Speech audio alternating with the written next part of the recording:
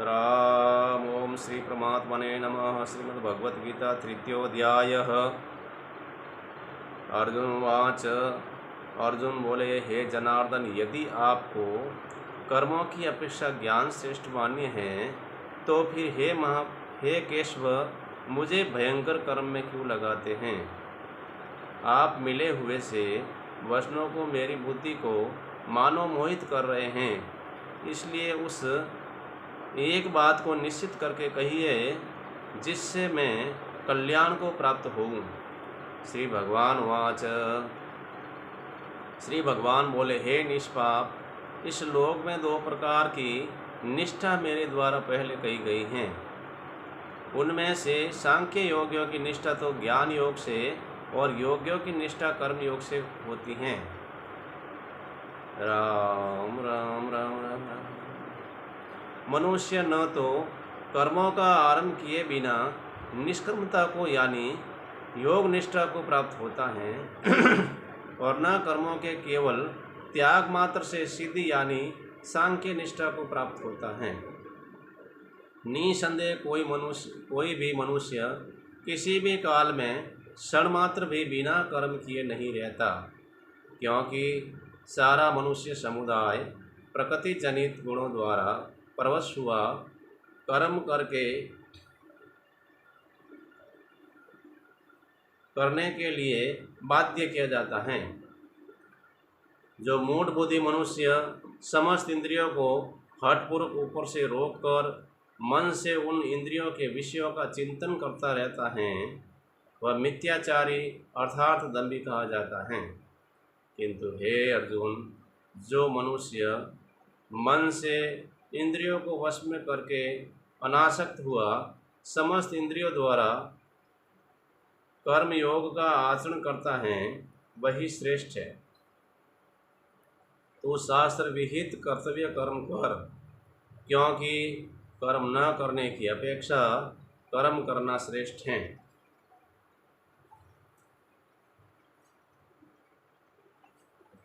तथा कर्म न करने से तेरा शरीर निर्वाह भी नहीं सिद्ध होगा। यज्ञ के निमित्त किए जाने वाले कर्मों से अतिरिक्त दूसरे कर्मों में लगा हुआ ही यह मनुष्य समुदाय कर्मों से बंधता है।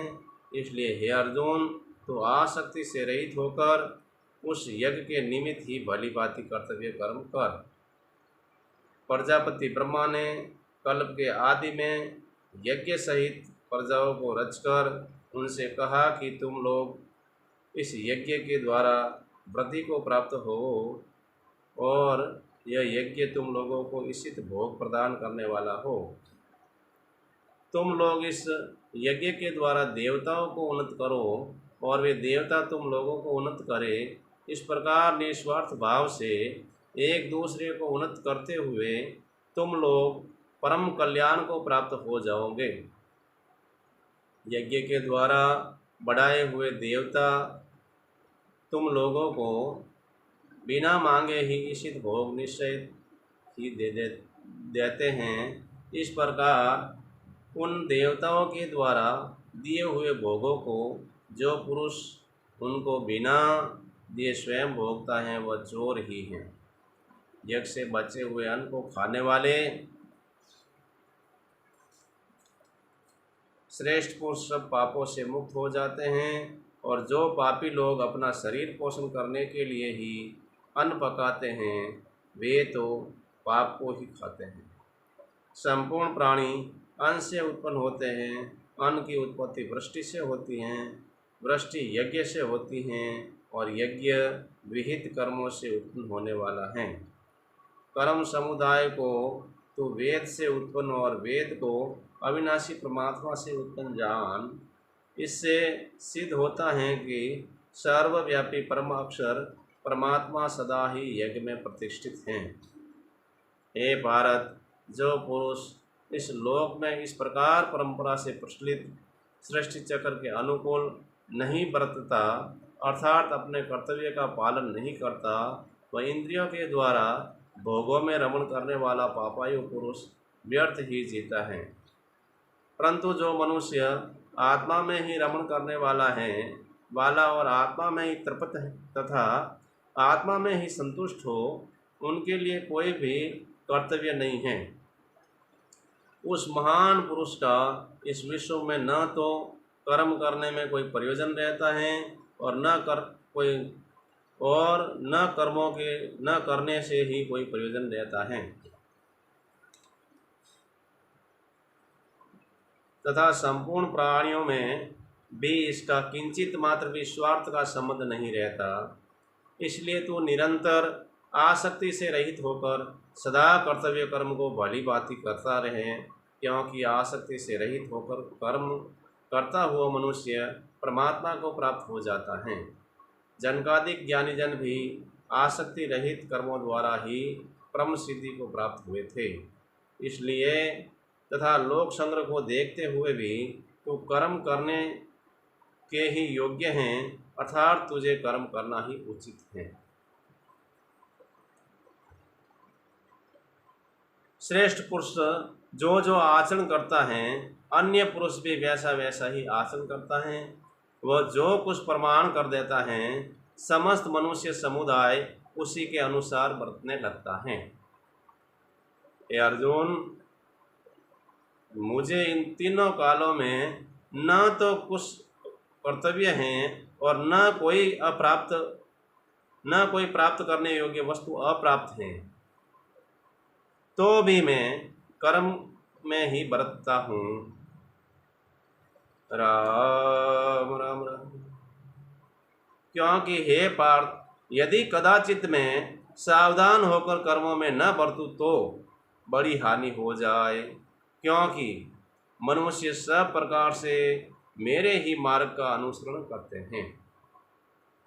इसलिए यदि मैं कर्म न करूं तो ये सब मनुष्य नष्ट भ्रष्ट हो जाए और मैं संकटता का करने वाला हो तथा इस समस्त प्रजा को नष्ट करने वाला बनूं। हे भारत, कर्म में आसक्त हुए अज्ञानी जन जिस प्रकार कर्म करते हैं, आसक्ति रहित विद्वान भी लोक संग्रह करना चाहता हुआ उसी प्रकार कर्म करते हैं। परमात्मा के स्वरूप में अटल स्थित हुए ज्ञानी पुरुषों को चाहिए कि वह शास्त्र विहित कर्मों में आसक्ति वाले अज्ञानियों की बुद्धि में भ्रम अर्थात कर्मों में अश्रद्धा उत्पन्न न करे, किंतु स्वयं शास्त्र विहित समस्त कर्म भली भांति करता हुआ उनसे भी वैसे ही करवावे। वास्तव में संपूर्ण कर्म सब प्रकार से प्रकृति के गुणों द्वारा किए जाते हैं, तो भी जिसका अंतःकरण अहंकार से मोहित हो रहा है, ऐसा अज्ञानी मैं करता हूँ ऐसा मानता है। परंतु हे महाबाहो, गुण विभाग और कर्म विभाग के तत्व को जानने वाले ज्ञान योगी संपूर्ण गुण ही गुणों में बरत रहे हैं, ऐसा समझकर उसमें आसक्त नहीं होता। प्रकृति के गुणों से अत्यंत मोहित हुए मनुष्य गुणों में और कर्मों में आसक्त रहते हैं। उन पूर्णतः न समझने वाले मंद बुद्धि अज्ञानियों को पूर्णतः जानने वाला ज्ञानी विचलित न करे। मुझ अंतर्यामी परमात्मा में लगे हुए चित्त द्वारा संपूर्ण कर्मों को मुझ में अर्पण करके आशा रहित, ममता रहित और संताप रहित होकर युद्ध कर। जो कोई मनुष्य दोष दृष्टि से रहित है अर्थात रहित और श्रद्धायुक्त होकर मेरे इस मत का सदा अनुसरण करते हैं, वे भी संपूर्ण कर्मों से छूट जाते हैं। परंतु जो मनुष्य दोषारोपण करते हुए मेरे इस मत के अनुसार नहीं चलते, उन मूर्खों को तू संपूर्ण ज्ञानों में मोहित और नष्ट हुए ही समझ।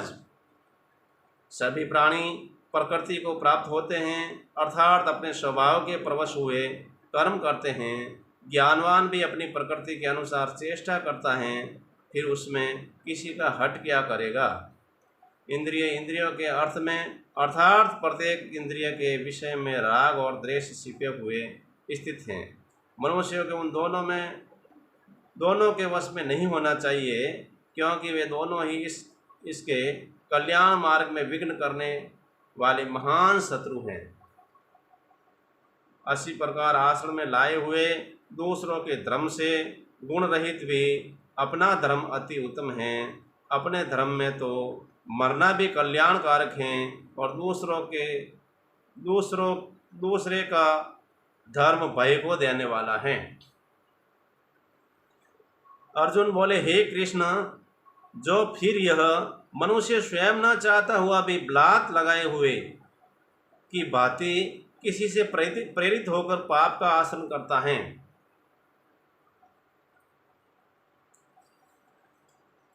श्री भगवान बोले, रजोगुण उत्पन्न हुआ यह काम ही क्रोध है।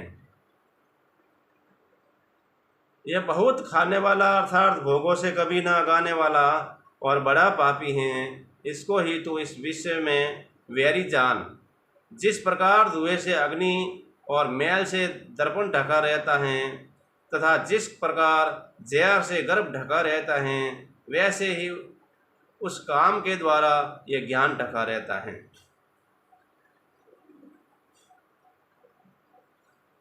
और हे अर्जुन, इस अग्नि के समान कभी न पूर्ण होने वाले काम रूप ज्ञानियों के नित्य वैरी के द्वारा मनुष्य का ज्ञान ढका हुआ है। इंद्रिया, मन और बुद्धि ये सब इसके वास स्थान कहे गए हैं। यह काम इन मन, बुद्धि और इंद्रियों के द्वारा ही ज्ञान को आसादित करके जीवन को मोहित करता है। इसलिए हे अर्जुन, तो पहले इंद्रियों को वश में करके इस ज्ञान और विज्ञान का नाश करने वाले महान पापी काम को अवश्य ही बलपूर्वक मार डाल। इंद्रियों को स्थूल शरीर से पर यानी श्रेष्ठ, बलवान और सूक्ष्म कहते हैं। इन इंद्रियों से पर मन है, मन से भी पर बुद्धि और बुद्धि से भी अत्यंत पर है वह आत्मा है।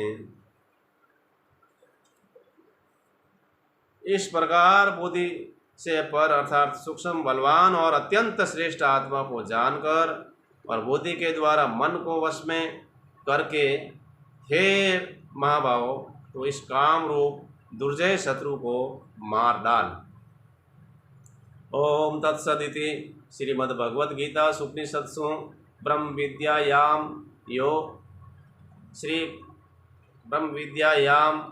योग शास्त्रे श्री कृष्ण अर्जुन संवादे कर्म योगो नाम तृतीयोऽध्यायः।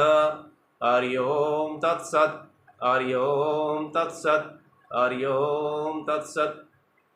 ओम शांति शांति शांति। राम राम राम राम राम राम राम राम।